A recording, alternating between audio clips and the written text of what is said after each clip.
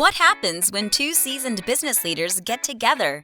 They talk shop, of course. Sit back and listen in as Scott DeLong and Vince Moiso share from their experience around current issues facing executives, entrepreneurs, and their leadership teams.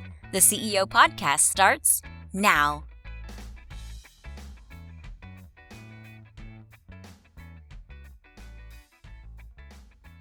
Hey everybody, it's Scott DeLong. I'm here again with Vince Moiso with the CEO Podcast. Check us out, Apple, Spotify, or YouTube. And we'd like for you to really give us a little like and a share if you would, a rating. Those things help us. So if you want to hear more of this, go ahead onto the formats and let people know that you're listening. So yeah, leave your comments, leave your feedback. You can reach out to us at scottvince@gmail.com. You can also visit us at theceopodcast.net.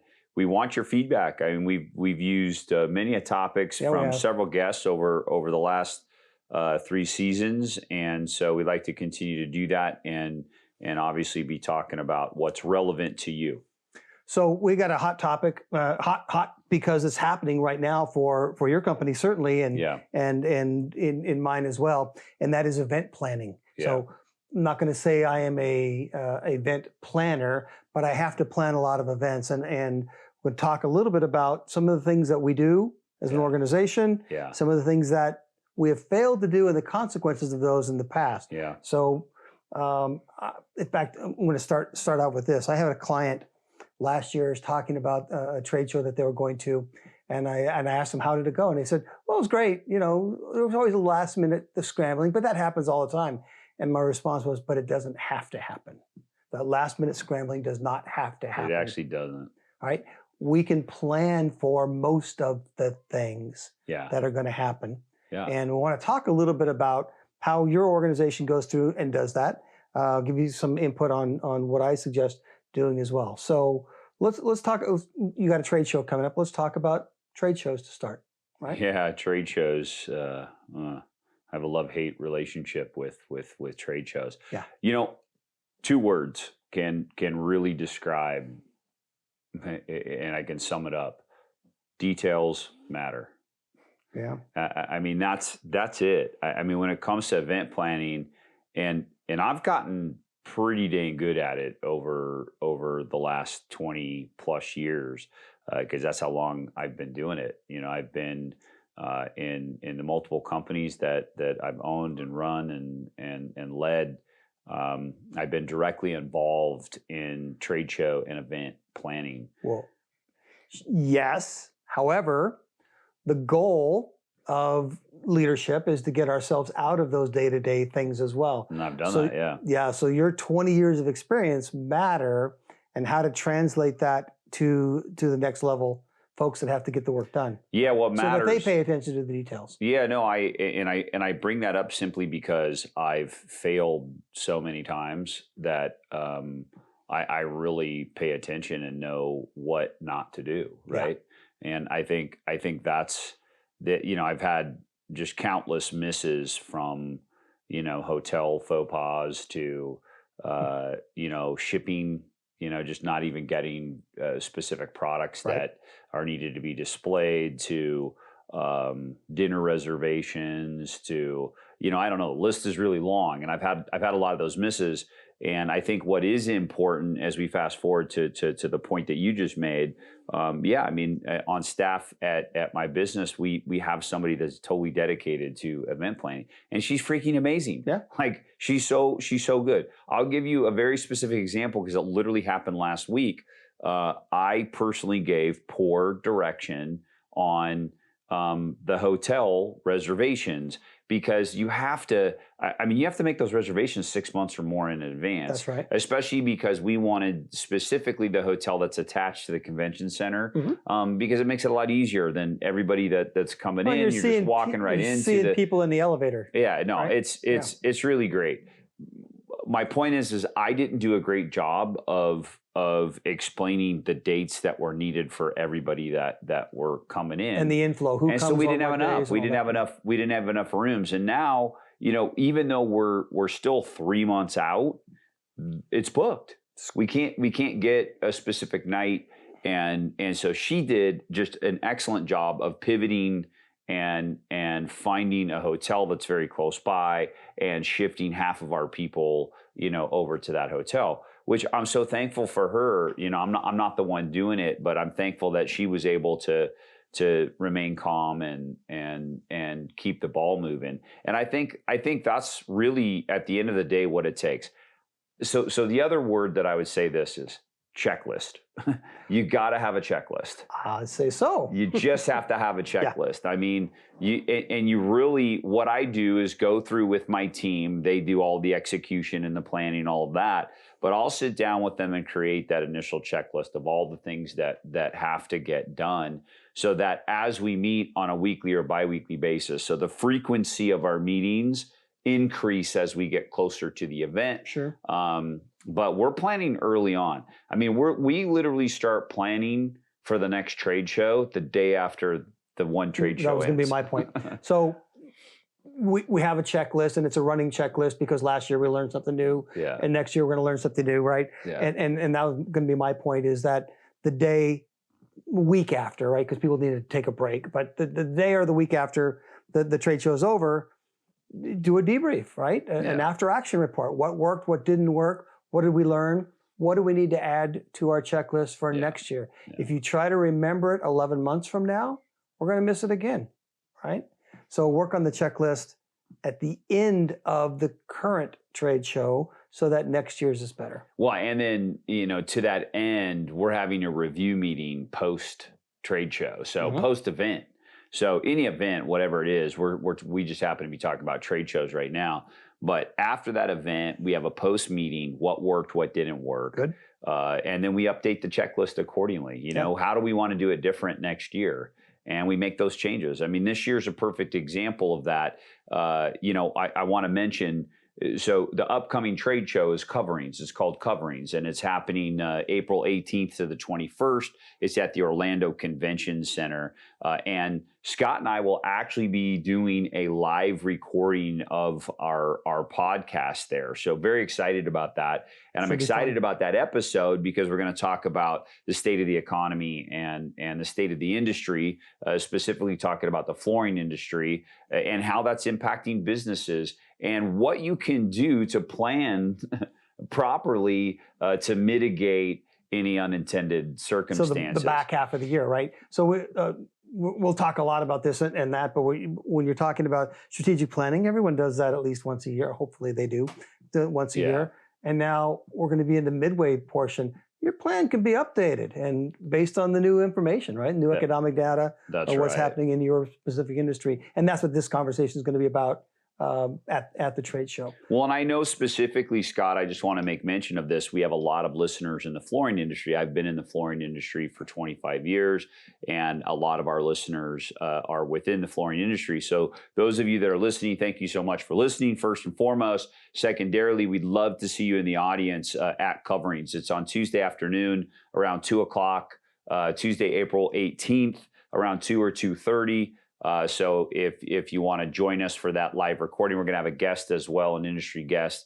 And I'm excited about that episode and the opportunity to do that. And speaking of which, Coverings is a show that I've done since I've been in the industry. So I've been going to Coverings for over 20 years, and it's been at different locations. And so there's so many things I like about Coverings. I mean, the entire industry is there. I mean, the Italians, the Spanish, you name it. All of our key customers and key relationships that I've had over the years, all those people are there. So I'm always excited to go continue to build on those relationships, make new relationships. And I love giving back to the industry. I really enjoy participating at an industry level and experience sharing as much as I possibly can. And I think, us doing a live podcast is no different. So I'm going to tag on that. This will be my first time at your industry event. However, and we're going to be specifically talking about the industry that you're in. Yeah. However, the things that we're going to be talking about transform into other industries as well, whether you're manufacturing or service work. Absolutely. It doesn't matter. The planning process that we're going to be talking about does matter. So let's get back though to event planning. I think there's a few things that I want to make sure. When we talk about a checklist, I think there's a couple checklists actually. There's a pre-checklist that says the kind of things of where are we going, who's going, the rooms, all of those kind of things, certainly. And then there is an event checklist as well. What are we going to be doing at the event? Whether it's a trade show like you're working through, or a strategic planning event that I do, that is a separate planning event on the things that we're going to be doing while we're there.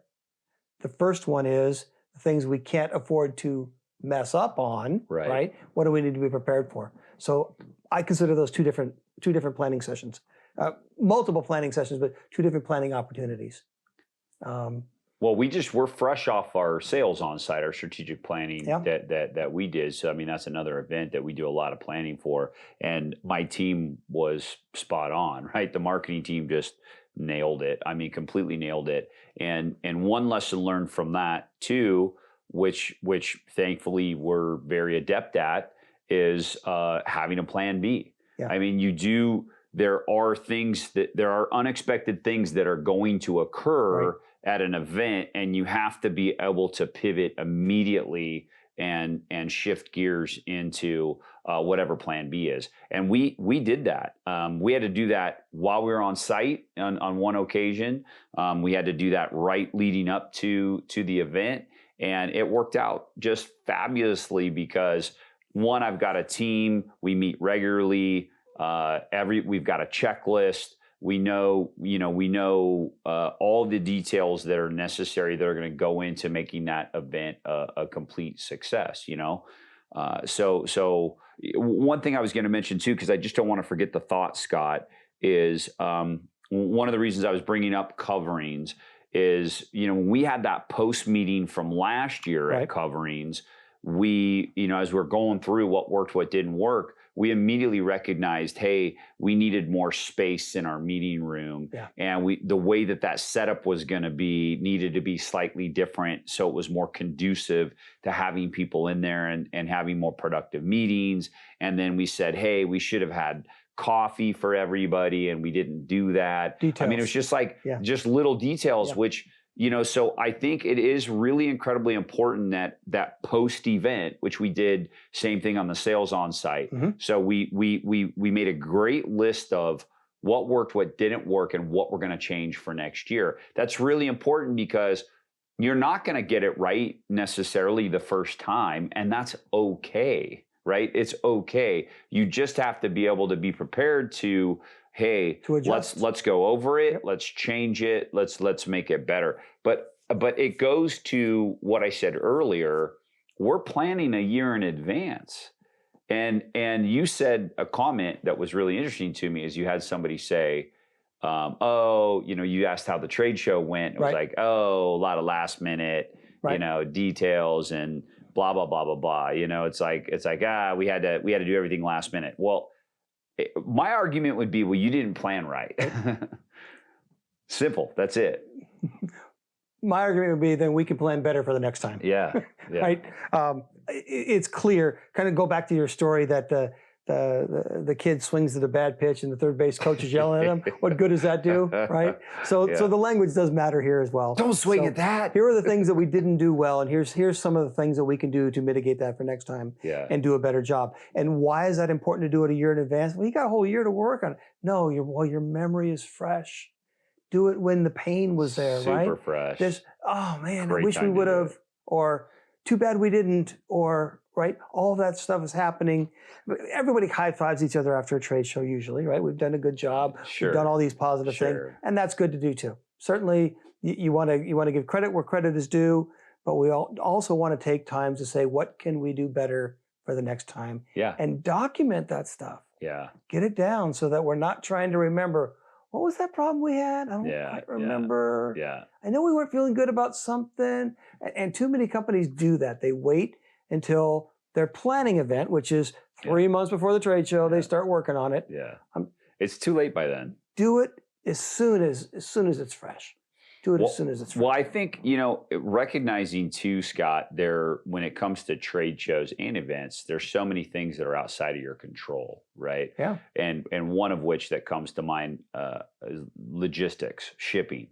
right? And especially at a trade show or any type of event where you've got to get stuff to somewhere. And the rules for the place, the union or non-union. Oh my God, all kinds of stuff. So the exhibitor, you have to understand the locale, absolutely, where you're going, and what those rules and regulations are, and your timing around all of that. And so that's why it's so important that you plan so far in advance, because you just know.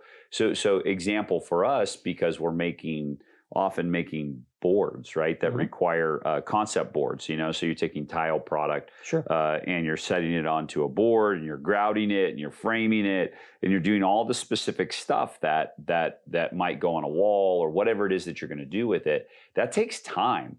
So you have to work backwards. You have to say, and you may not get it right the first time you try it. The concept may not turn out what you wanted. Oftentimes you don't, right? Where you're like, so a couple things that we do. We start with the end in mind, right? Yep. And we look at what the cutoff date is for shipping, right? So we look at the rules, the regulations. What's the cutoff date? Then we work backwards from there. How long is it going to take for us, not only just to make everything, but then to do a mock setup for us to look at it and then make any last minute changes before it goes to ship. So we always do a mock setup of the booth, just as an example. Even when we're doing strategic planning, like we do the sales on site, we do a mock of, well, here's our agenda. Here's the meetings. What do we need from those meetings? What are the audiovisual needs? Right. Do we need a whiteboard? Do we need, any of those type of things? So even then we're almost acting food and beverage and breaks and all of that. Like there's all kinds of things that go into this. But we're almost checklist. Acting that out, so we know exactly what we're packing, what's going to go, what needs to go in a box, who needs to drive that down. What can we hand carry versus what has to be shipped, right. All of these details. But you do have to give yourself room, to your point earlier, as we're talking specifically about a trade show setup. And if we've got a booth that we're showing displays on, you've got to give yourself room to do that mock setup. And then if there's something you don't like, you can remake it and still make that cutoff time. Remake or adjust or do something different. Yeah, right. That's going to work. Exactly right. So this works in the retreat business as well. So some of I do strategic planning retreats. We go to really cool locations. I spent a lot of time in Costa Rica, in Mexico, places where there's beaches is where I try to steer towards folks. Steer folks towards, right? But I'm going to tell you about an epic failure that I had at one time, because I was so excited with this new client that I had been able to influence their decision to go down to Costa Rica. But I knew, or at least I believed I knew, that they were tight on budget. So I created a budget that they could live with, right? So I was working with the president of the company, and we created a budget that they could live with. Yeah. And they said, this is great. We get to go to paradise, and it's within our budget. And a couple things we didn't reckon, or a couple things I didn't prepare them for, right? So I made some assumptions in this as well. Yeah. They want the budget, that's the important part, then they want the location. The details in the middle mattered to these folks more than I had recognized. I didn't ask, right? So we had a really cool house on the beach. So we all decided to stay in this house, really cool. You could hear the waves crashing. It was beautiful. I loved the place. Well, you're in a jungle. Like, this is jungle. Yeah. So there's ants, there's a snake, going over and freaking people out and not preparing them for what it looks like. And we got through first night, no problem. Next day we start the work, and we're working out on the patio. But it was 80 degrees and humid. So people were sweating a little bit. They weren't used to that either, right? And so we went off to lunch, and it came and while at lunch, I see people talking over there. The CEO was talking to the president, who was talking to one of the young ladies who was obviously just not happy about whatever's going on. Yeah. I got pulled aside and told how disappointed they were in what we'd set up for them. And I said, but we fit within, but this isn't the kind of place we'd normally stay at. Come to find out, there was a JW Marriott down the street, and they packed up and went to the JW Marriott. I was so deflated. And it was only because I made assumptions rather than ask. Oh, your CEO doesn't stay in at Airbnb. He stays at JW Marriott. Well, why don't you remind the listeners of how you feel about making assumptions? Yeah, it's the lowest. I'm telling you, it's the lowest form of communication. Was there any responsibility on their end to tell me these things? No, I'm the one responsible. So here's what I actually ended up doing. We ended up having a good strategic planning event, moved the location, I got over my ego and all those things, and it turned out all right. But I came home from that trip saying, I am never again doing a turnkey retreat for somebody. I don't know what they like. Their administrative assistant knows what they like. They know what they like to eat. Like, let them do those details. Exactly. And so, but you know what? Because I've made that decision not to be their travel agent, because I'm not a travel agent, right? I have had less people willing to say, hey, let's go do that. We'll hire you for this thing, but we'll take care of this over there. People want turnkey things. So I now need to rethink that again. Interesting. To say, is it my level of expertise? No, it is not. Can I do the work? Sure. If I ask the right questions. So in that case, I did not ask the right questions. I have. That's a great experience share, by the way, and I think that is important to understand. And what I heard in all of that is you've got to ask those questions. You can't assume. Right. And so I agree. I've learned those lessons the hard way as well, especially when we're talking about, accommodations for a lot of people and food and restaurants and all of these things. Can't assume nobody has dietary restrictions either, right? Yeah. You have to think about we're going to go to this really cool restaurant and somebody couldn't eat there. Yeah. Right. These things happen. Well, and what it is, and I've learned this is like, assuming that everybody's going to like what you like, right? Yeah. Or your favorite, this is my favorite spot right. is, I think that's a poor assumption. Again, it just I'm going to tell you, you would have loved this spot because it's a great surf break. And you're like, I'm sure. But it would have been fine for you. For them, it wasn't. And I made the assumption that, everyone thinks like me. They're going to love it too. No, even assuming that somebody wants to be at the beach, right? Well, sure. We love to be at the beach, I think is a poor assumption. So, other people have other preferences. So there's a couple takeaways from that too, that you got me thinking as you were sharing all of that, you got me thinking about the many events that I've planned over the years or helped to plan or directed or whatever. And some of those misses on details of what others want. And they were mostly assumptions, weren't they? Yeah, they were. Almost always. But, the other thing I've also come to realize is you have to detach emotion when it comes to events.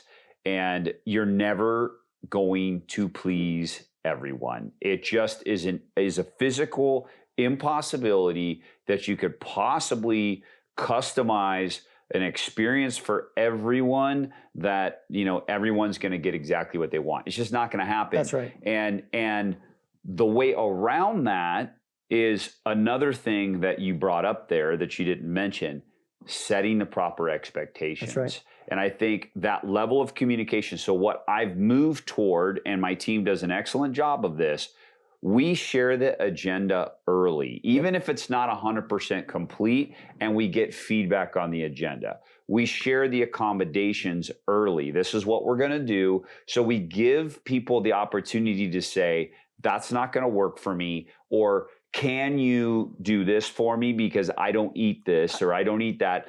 So we do that early and often so that we get that immediate feedback, and that just makes it better. Again, even at the end of it, we know going in, we're not going to perfectly please everybody. That's right.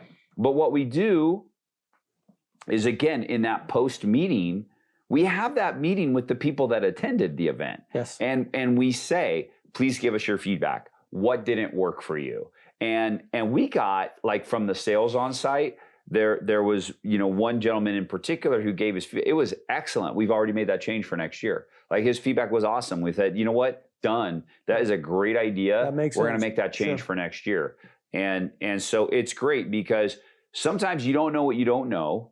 So of course, as you go into an event, there can be a miss, but it's an unintended one because you just don't know what you don't know. And so then you experience it, and then you have to have enough detached emotion to, hey, okay, afterward we're going to talk about what that feedback is and what changes we can make for the next one. Yeah.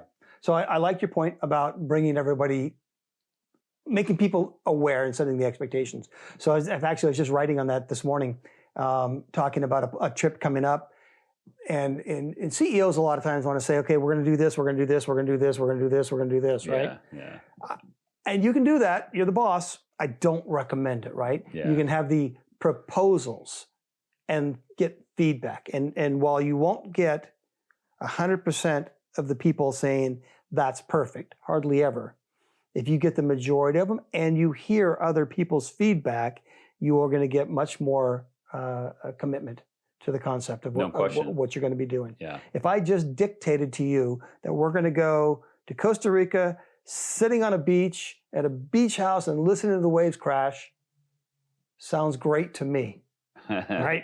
And it did. It sounded great to me. Oh, I'm sure it did. But it was dictated to somebody else. I'm sure it was great, but it just wasn't for them. Well, and part of it was the presentation. They didn't have any say-so in any of that stuff. Yeah. And that was my other mistake. Yeah. Is rather than asking better questions up front, which I would do, from now on, I would also share with them, here's what the accommodations look like.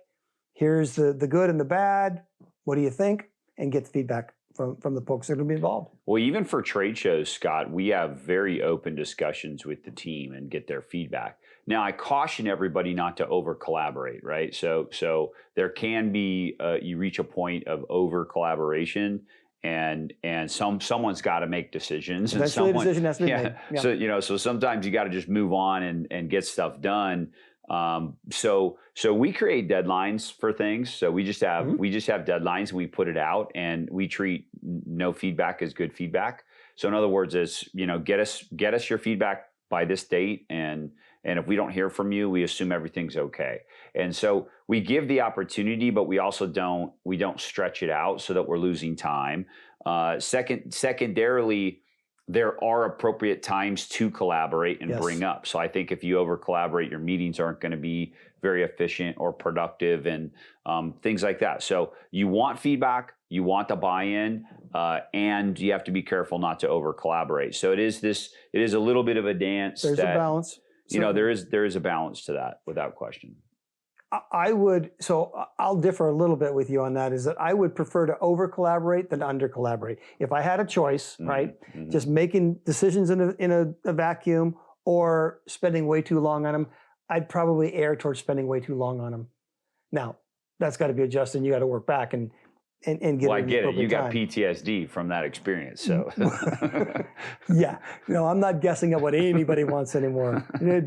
Down to the bottle of ketchup. What kind of ketchup do you want, Hunt's or Heinz, right? Well, I mentioned to you earlier, I mean, our budget, I mean, I think it's close to 75% of our total marketing budget is around events, and most of those are trade show or customer-centric open house trade show type events. So yeah, for us, I mean, it's a big part of what we do year in and year out. So we've gotten very good at it, and I'm incredibly thankful for the team that I have, because they're just awesome, and they're easy to work with, and we've gotten into a good groove. And every year we just get better. I mean, I think what you want to strive for is to evolve each year. Sure. And just get better at it. So the highlights of kind of this process is what we're talking about is planning and communication, right? If you just put it down to two, if we did that, would be good enough. But the planning requires a lot of different things. A checklist for the logistics, a separate checklist for the presentation, whether it's a retreat or whether it's a trade show. We're going to do some event, right? Having checklists to make sure that and then assignments that go with that checklist. Goes back to that concept of, here's what we need, from who, by when. Timeline and assignments. Yeah. Mm-hmm. It really becomes, it sounds overcomplicated, but it's really a simple process if you lay it out and follow the plan. And don't forget attention to detail, right? So you've got your checklist, you've got your collaboration that's happening, right? And attention to detail is so critical. So critical. And it's the little things that we're talking about, Scott. So it's the, where we're going to eat, when we're eating. It's the hotel we're staying at, the location of that hotel in conjunction with a convention center. Your ability for transportation to and from. Do you have enough vehicles? Can we accommodate everybody? All the way down to the food you're eating and serving your team, and when you're serving. So we them, go as far as if we're doing something offsite and people are traveling on their own, right? We worry about the ground transportation to get to the airport. And then we have people's schedules. Like, this person's coming in here at this time. This person's coming in here at this time. How are we getting those? You don't want to leave somebody sitting in an airport or call an Uber or unless that's the plan, right? But to those level of details to make sure everybody feels included. This is back to the psychological safety we've been talking a lot about lately as well, right? Inclusion safety. That's the first step on Timothy Clark's is inclusion safety. Make sure people feel like they're part of the thing.